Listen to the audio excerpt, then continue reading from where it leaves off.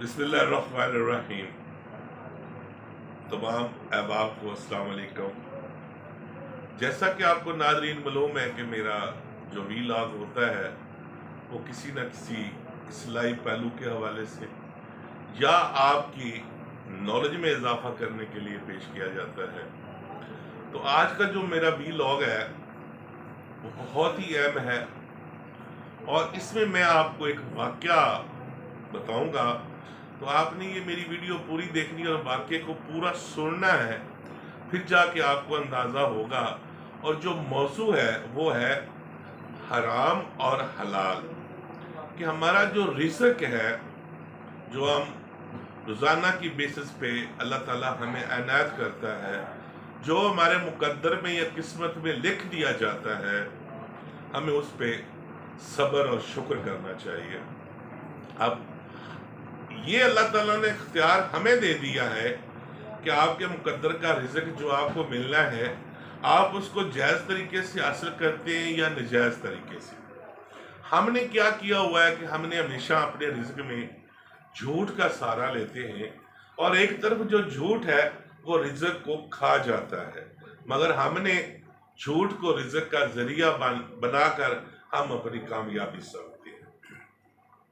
तो इसके मतलब मैं आपको एक वाक़या शेयर करता हूँ आपको समझाने के लिए, तो आपको बड़ी अच्छी तरह समझ आ जाएगी कि अल्लाह ताला ने जो हलाल चीज़ है उसमें बहुत बरकत डाली है।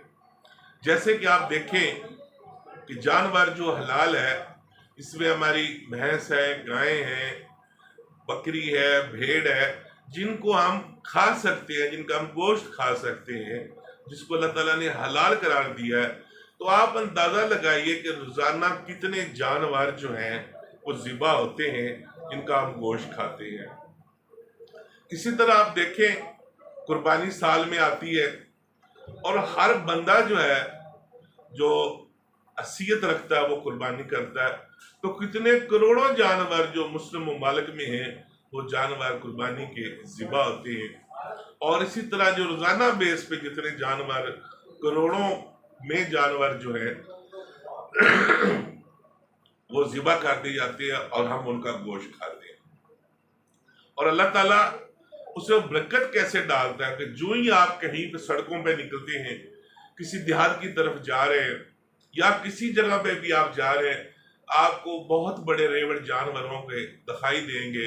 इसमें बकरियां हैं, भेड़ें हैं, बहुत तादाद में सड़कों के इर्द गिर्द, या वो भैंसें हैं या गायें हैं, वो आपको नजर आएंगे। सिलसिला खत्म नहीं हो रहा। इतने जानवर जो डेली बेसिस के ऊपर हम उनको कुर्बान करते हैं, और इसके बावजूद जहाँ कहीं भी हम देखते हैं तो हमें जानवर ही सड़कों के इर्द गिर्द दिखाई देते हैं। अब दूसरी तरफ आप देखें कि जो चीज हराम है, अब कुत्ता हराम है या इस तरह के कोई ऐसे जानवर जिनका गोश्त हराम करार दिया गया है, ना तो उनको कोई खाता है और ना ही उनको कोई जो है किसी इस्तेमाल में आते हैं, लेकिन इसके बावजूद आपको वो किल्लत में नजर आएंगे। 1.5 साल बाद दूसरे को देती है। इसके अगर आप बरअक्स देखें तो जो हराम जानवर हैं वो एक अगर कुतिया है तो वो 12-12 बच्चों को जन्म दे रही है। इसी तरह बहुत सारे ऐसे हराम जानवर हैं जिनकी जो पैदाइश बच्चों की उनकी तादाद बहुत ज्यादा होती है, लेकिन क्या होता है कि वो हराम चीज है, उसमें बरकत नहीं है, वो आपको किल्लत में नजर आएंगे। सड़कों पे देखेंगे तो आपको कभी 25, 30, 40 कुत्ते इकट्ठे चलते हुए दिखाई नहीं देंगे। अगर उसने 12 बच्चों को भी जन्म दिया है तो उसके पीछे भी 12 बच्चे नहीं चल रहे होंगे, वो बड़ी किल्लत में आपको दिखाई देंगे। तो मेरा इस वाक्य से आपको समझाने का मकसद ये है कि एक चीज एक साल में एक पैदा होता है बछड़ा, और उसको डेली बेसिस के ऊपर खाया भी जाता है और कुर्बान भी किया जाता है, लेकिन अल्लाह ताला ने उसमें इतनी बरकत डाली है कि वो जानवर कभी खत्म नहीं हो रहे। चारों तरफ आपको हलाल जानवर नजर आएंगे, और जो हराम जानवर है वो हर 6 महीने के बाद, कोई 3 महीने के बाद अपने बच्चों की पैदाइश करता है और 10-12 बच्चे वो पैदा करते हैं, लेकिन इसके बावजूद उसकी अक्सरियत जो है वो बिल्कुल आपको कम नजर आएगी। اور کہیں بھی آپ کو وہ کٹھے بہت بڑے ایسے جانور کٹھے نظر نہیں آئیں گے۔ تو اسی طرح جو ہمارا رزق ہے، جب ہم حلال طریقے سے کمائیں گے تو وہ کبھی بھی ختم نہیں ہوگا۔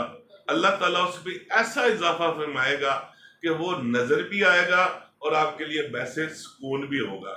اگر ہم اب رزق کو حرام طریقے سے کمائیں گے اور اس رزق کو ہم اس مثال کے ساتھ اگر دیکھیں گے تو پھر آپ جتنا بھی کمائیں گے، جیسے سال میں آپ وہ 12 بچوں کو جنم دیتی ہے لیکن نظر نہیں آتی ان کی اکثریت، اسی طرح آپ سال میں جتنا مرضی کما لیں گے تو وہ اسی رستے نکل جائے گا، وہ کبھی بھی آپ کو خوشحالی کی طرف لے کے نہیں جائے گا۔ آپ پھر بھی تنگ دستی نظر آئیں گے، آپ پھر بھی مانگتے نظر آئیں گے، آپ پھر بھی لوگوں سے فراڈ کرتے نظر آئیں گے، آپ پھر بھی لوگوں کو لوٹتے نظر آئیں گے، آپ پھر بھی ڈکیتیاں کرتے نظر آئیں گے، کیونکہ وہ رزق آپ کے پاس رہے گا نہیں، اس میں برکت نہیں ہوگی۔ تو آج کا میرا ویل کسی حوالے سے ہے، اگر ہم خوشحالی چاہتے ہیں، اگر ہم باعزت زندگی بسر کرنا چاہتے ہیں تو ہمیں اپنے رزق کو حلال طریقے سے کمانا ہوگا اور رزق میں حرام کو شامل نہیں کرنا ہوگا۔ تو پھر دیکھیے گا کس طرح اللہ تعالیٰ آپ کو اس رزق میں برکت ڈالتا ہے اور کس طرح وہ رزق آپ کا لوگوں کو نظر آتا ہے۔ تو اسی طرح جس طرح حرام دب جاتا ہے اور حلال جو ہے اس کی چیز کو ہمیشہ اللہ تعالیٰ نے اکثریت میں جو ہے وہ ڈال دیا جاتا ہے، اسی طرح آپ کا رزق بھی جو ہے وہ اکثریت میں چلا جائے گا۔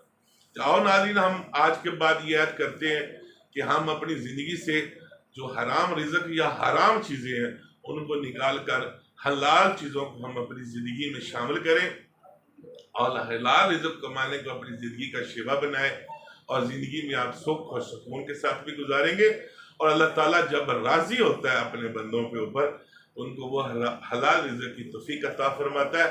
تو اللہ تعالیٰ ہم سب کو رزق حلال کمانے کی توفیق عطا فرمائے اور اپنے بچوں کو رزق حلال کھلانے کی توفیق عطا فرمائے، اور ہمیں برے کاموں سے اور برائی سے اور ایسے رزق سے جو ہمارے لیے بحث سے برکت نہ ہو وہ اللہ تعالیٰ ہمیں بالکل نہ دے۔ تو اس ویلاگ کا مقصد جو ہے وہ یہی صرف ہے کہ آپ کو حلال اور حرام کی تمیز سکھانا ہے۔ اگر آپ حرام کمائیں گے تو وہ آپ کے پاس رہے گا نہیں، وہ ہمیشہ جیسے آئے گا ویسے ہی چلا جائے گا، اس میں برکت ختم ہو جائے گی، اور رزق حلال جو ہے وہ آپ کی شان و شوکت میں، آپ کے سکون میں اور آپ کی نیکیوں میں اضافہ کرے گا۔ بہت شکریہ جی، اللہ حافظ۔ نئے ویلاگ کے ساتھ پھر ملاقات ہوگی۔ خدا حافظ۔